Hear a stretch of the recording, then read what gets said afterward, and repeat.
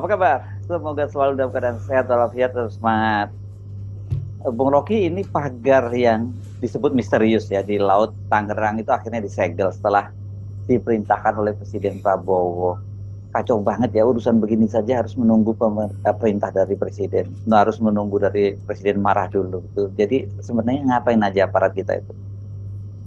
Ya, akhirnya pagar misterius itu dinyatakan ilegal dan karena itu ada tindakan hukum, yaitu penyegelan atau pembongkaran. Tetapi masih ada yang misterius. Itu punya siapa sebetulnya? Dan setelah sekian hampir setengah tahun, tidak ada satupun pejabat yang punya diskresi untuk membongkar. Kendati mereka tahu bahwa itu nggak jelas. Kalaupun nggak jelas kan dibongkar aja kan. Tetapi justru kan itu jelas punya siapa, maka tak ada yang mau bongkar. Kan itu logikanya itu. Jadi baru ketika Presiden mengambil alih karena isu itu udah viral, lalu ada tindakan koersif, yaitu menyegel. Tapi lebih dari itu, kita ingin dapat semacam kepastian. Ini negara ini ada aturan atau sekedar nunggu kemarahan presiden? Kan itu soalnya ada di situ selalu. Jadi kita tidak ingin semua hal itu harus diselesaikan di tingkat pusat. Ini cuma soal pagar bambu di situ mesti Pak Prabowo yang ambil alih, kan itu konyol juga birokrasi kita atau aparat keamanan kita kan, atau aparat penegak hukum. Jadi sinyal dari masyarakat sipil yang bahkan sudah pernah diterangkan oleh brother manusia merdeka Said Didu, bahwa sejak Agustus atau Juli bahkan udah terlihat pemagaran laut itu. Dan istilah pemagaran laut itu artinya laut dipisahkan dari darat atau ikan dipisahkan dari nelayan, kan itu mesti juga dijelaskan tuh. Jadi sekali lagi kemampuan sebut aja kepekaan kita terhadap lingkungan itu betul-betul buruk. Camat, lurah, kepolisian atau siapapun yang di situ, kan itu kasat mata terlihat.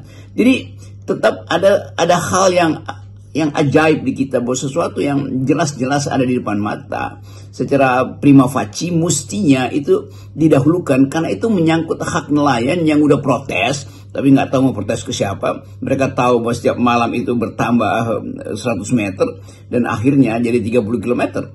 Jadi harus ada juga sanksi pada para pejabat yang mendiamkan itu. Karena di dalam hukum ada prinsip bahwa kalau Anda membiarkan sesuatu artinya Anda juga melakukan kejahatan tuh, act of omission, pembiaran itu. Sementara yang pelakunya udah jelas-jelas dia act of commission, dia ajukan itu sebagai semacam klaim terhadap laut. Jadi kelihatannya itu yang mesti diselesaikan tuh, supaya ada keadilan, ada hal yang bisa kita buka bahwa ini persoalannya menyangkut lapisan-lapisan politik. Saya sepakat, selain pemilik pagar, para aparat di daerah sampai pusat yang abai itu juga harus diberi sanksi. Dan kalau menyimak pernyataan warga bahwa pagar itu kan sudah dibangun sejak setahun yang lalu, berarti ini ya dibangun di eranya Presiden Mulyono. Tentu harus ada tindakan lebih jauh, yaitu proses pidana, karena itu melanggar aturan. Dan ya dibawa pengadilan supaya jelas itu perintah siapa yang di atas kekuasaan yang paling tinggi yang memerintahkan itu, sehingga perlu pula kekuasaan paling tinggi untuk melarang itu kan. Jadi kita bisa bayangkan Pak Prabowo atau Presiden Prabowo ambil alih itu, artinya ada kekuasaan yang melampaui sekedar aparat lokal sehingga harus diambil alih oleh presiden. Bahkan menteri saling lempar tangan tuh. Saya nggak tahu, saya baru dapat berita segala macam, berapa ada 5 menteri mungkin yang harusnya ada di lokasi untuk tahu apa yang terjadi. Tetapi itu tidak ada semacam inisiatif untuk melakukan penyelidikan. Ini apa sebetulnya? Ada pagar 30 km yang mau menyaingi Great Wall, benteng tembok Cina apa. Jadi kelihatannya kita harus masuk di dalam detail. Ini siapa yang mengelola itu, atas perintah siapa, atas hegemoni siapa. Dan kalau itu dimulai sejak bulan Juli, itu artinya ya itu masih zamannya Pak Jokowi berkuasa. Jadi kita mesti terang-terangan mengatakan bahwa ada lapisan kekuasaan yang beroperasi di balik pagar itu, dan ketentuan hukum harus berlaku di situ. Demikian juga ketentuan hukum terhadap hilangnya potensi atau bahkan real pendapatan nelayan sejak 1 tahun lalu, yang mengakibatkan mereka mungkin main pinjol, akhirnya berutang, itu judi online karena hak mereka untuk memperoleh warisan alam, yaitu ikan dan biota-biota laut yang memungkinkan mereka hidup dan memelihara laut secara natural, itu hilang. Jadi ada nilai ekonomi yang hilang di situ, dan itu mesti diganti, mesti diproses. Class action dari nelayan yang merasa disingkirkan dari lahan hidup mereka, itu laut.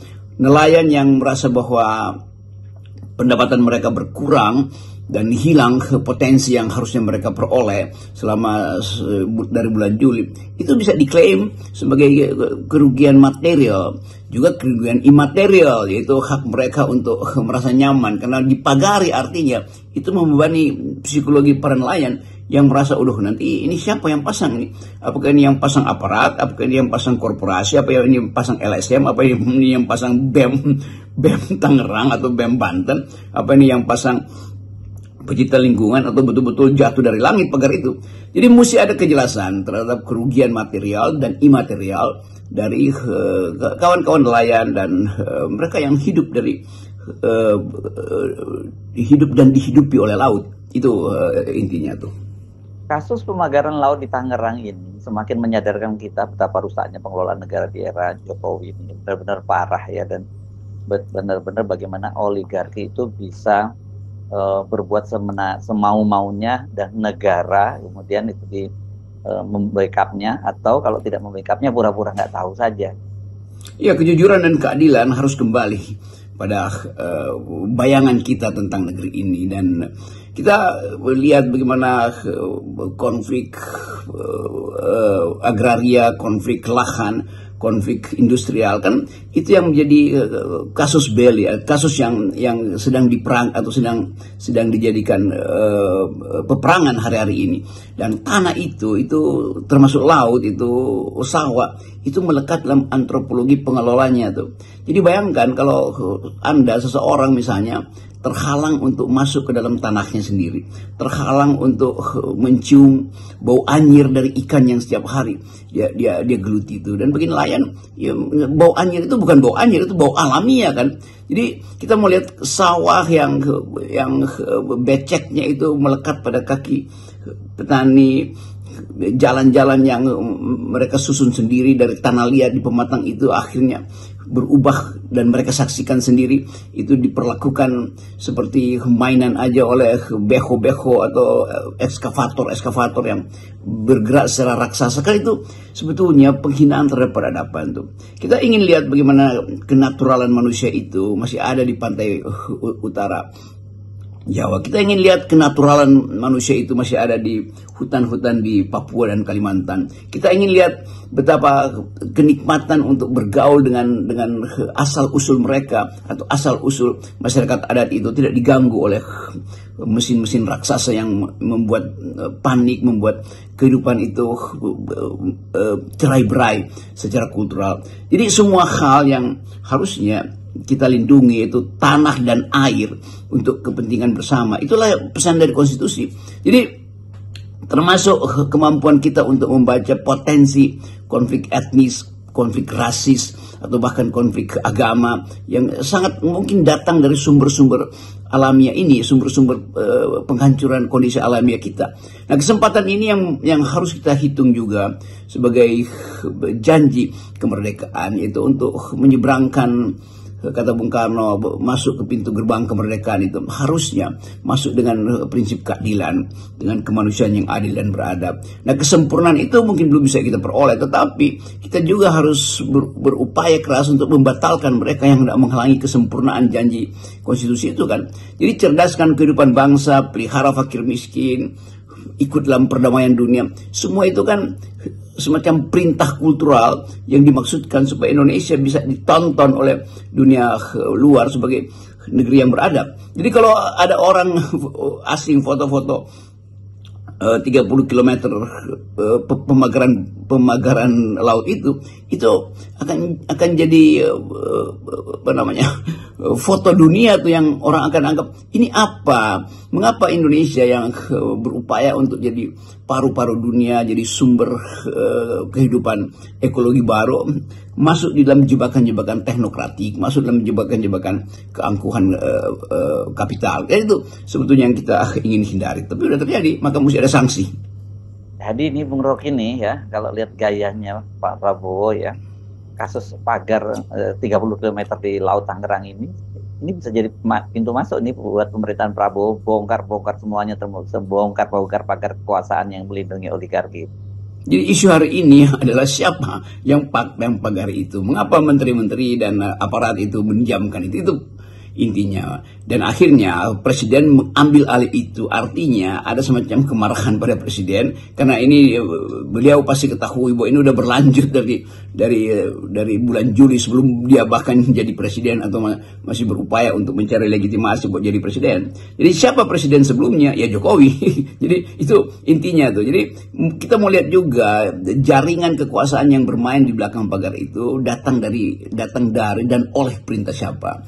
Dan masyarakat menunggu itu supaya ada keadilan diberikan pada tanah, pada laut, pada nelayan, pada ikan, pada terumbu karang. Kan semua itu yang kita sebut sebagai satu ekosistem, satu ekologi politik yang berupaya untuk merusak ekologi alami, ya kan. Jadi sekali lagi kemampuan ini dimaksudkan, kemampuan kita membaca kasus pagar 30 km itu sekaligus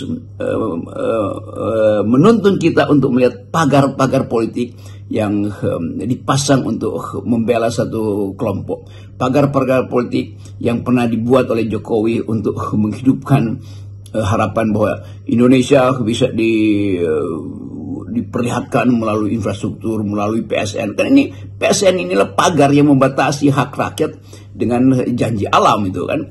Janji alam adalah sejahterakan kehidupan orang kecil, dan itu perintah konstitusi.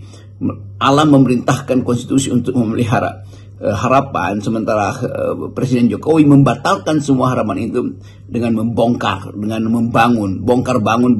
Tapi yang dibongkar itu adalah alam, yang dibangun itu juga arogansi dia aja kan. Jadi kesempatan ini juga semacam evaluasi terhadap apa sebetulnya yang kita sebut dengan kekuasaan, apa yang kita sebut sebagai kepemimpinan, dan kita ingin tagih itu terus supaya ada keadilan diperlihatkan bahwa Presiden Jokowi melakukan begitu banyak pelanggaran hukum, pelanggaran konstitusi, bahkan pelanggaran etika politik yang memungkinkan dia diseret ke pengadilan. Nah itu yang sebetulnya harus dipajang di tengah laut itu. Jadi pagar-pagar itu mesti bertuliskan adili Jokowi, dan itu yang sebetulnya jadi backmind kita, backmind masyarakat sipil. Kan di mana-mana poster tentang adili Jokowi udah beredar. Jadi ini juga satu kesempatan untuk mulai meneliti bahwa apakah pagar-pagar di Laut Utara itu juga menjadi semacam pintu masuk untuk mulai membaca bahwa ada pagar kekuasaan yang ditaruh oleh Presiden Jokowi untuk melindungi akumulasi modal. Ada pagar kekuasaan ditaruh oleh Presiden Jokowi untuk memungkinkan dinastinya aman. Tapi sekarang saya kira itu harus dibongkar di kepala dan dibongkar di dalam kebijakan. Dan itu saya kira tafsir terhadap perintah Presiden Prabowo untuk membongkar pagar 30 km itu yang dipasang oleh pemerintah sebelumnya. Ya kita sebut aja oleh pemerintah sebelumnya, karena di zaman itu pagar-pagar itu dibuat atau ditancapkan di laut tuh. Ya, ini sekedar analisa. Salam akal sehat. Salam akal sehat.